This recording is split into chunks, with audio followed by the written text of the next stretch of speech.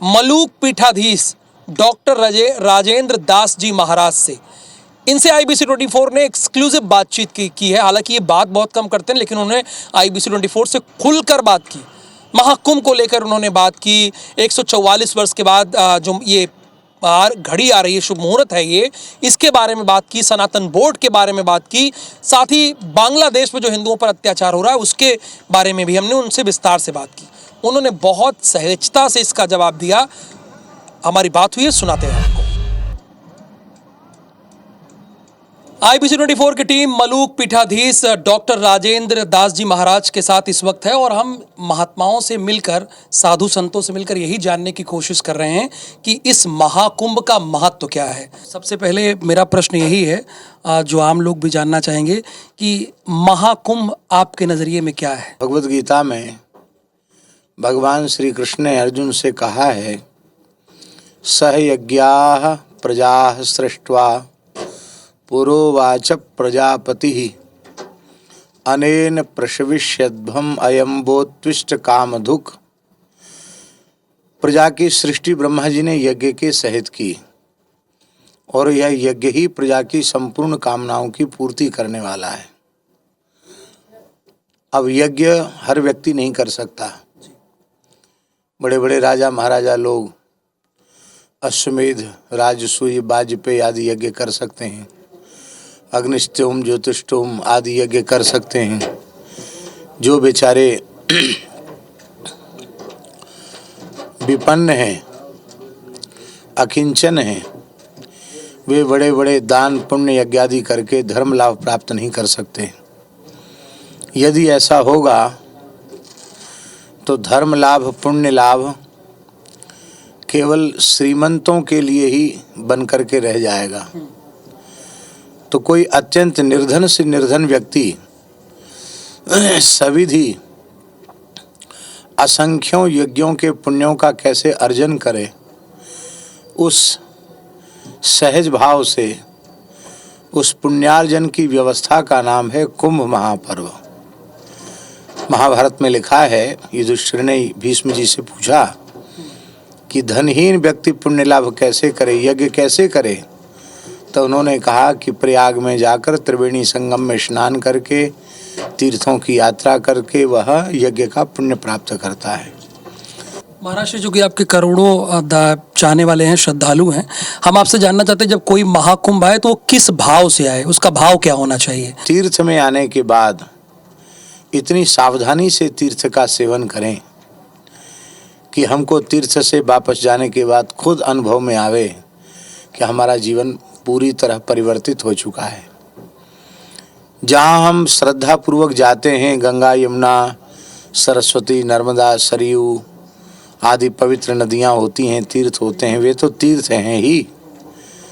वस्तुतः जो हमें भगवत कृपा से अत्यंत सहजता से प्राप्त हैं, वह तीर्थ है अपनी जन्मदात्री माता, वह तीर्थ है अपना जनक पिता, दादा दादी, नाना नानी, ये सब तीर्थ ही हैं। बड़ा भाई भी तीर्थ ही है, शिक्षक भी तीर्थ है।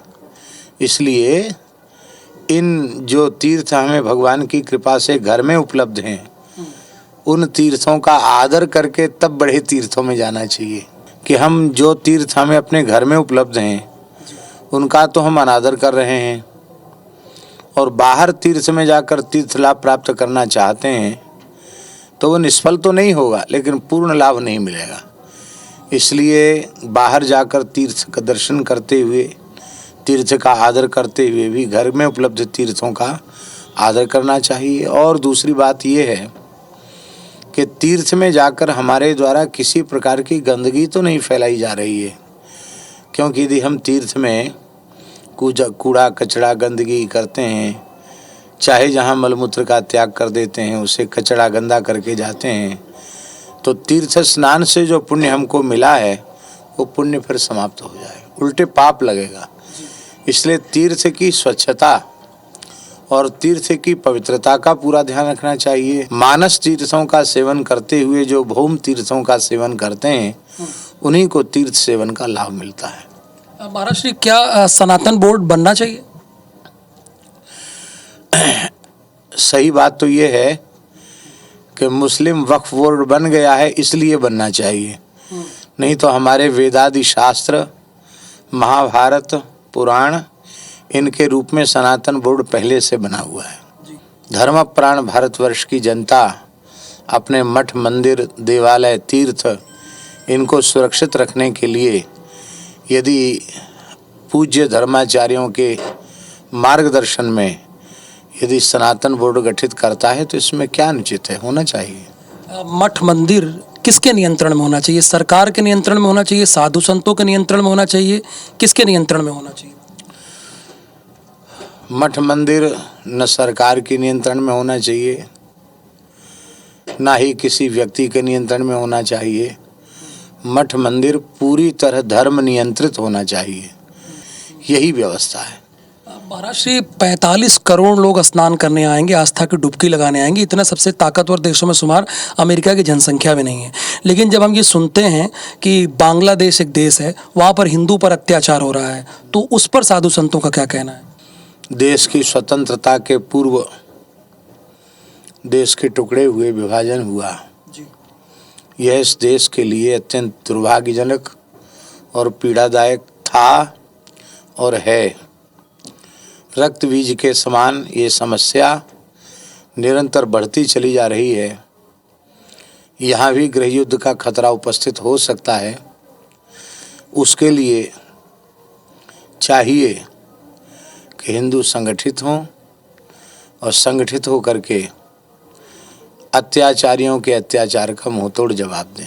धन्यवाद महाराज श्री हमसे बात करने के लिए। तो महाराज श्री ने कई अहम बातों का जिक्र किया कि महाकुंभ क्या है, जब यहाँ पर आप आएँ तो आपको क्या सावधानी बरतनी चाहिए, इसके बारे में बताया और सनातन बोर्ड के बारे में भी बताया। लेकिन साथ ही साथ ये बताया कि बांग्लादेश में जो हिंदू पर अत्याचार हो रहा है उस पर क्या होना चाहिए। कैमरामैन संजीव सिन्हा के साथ राहुल सौमित्र, IBC 24 महाकुंभ नगर परिक्षेत्र।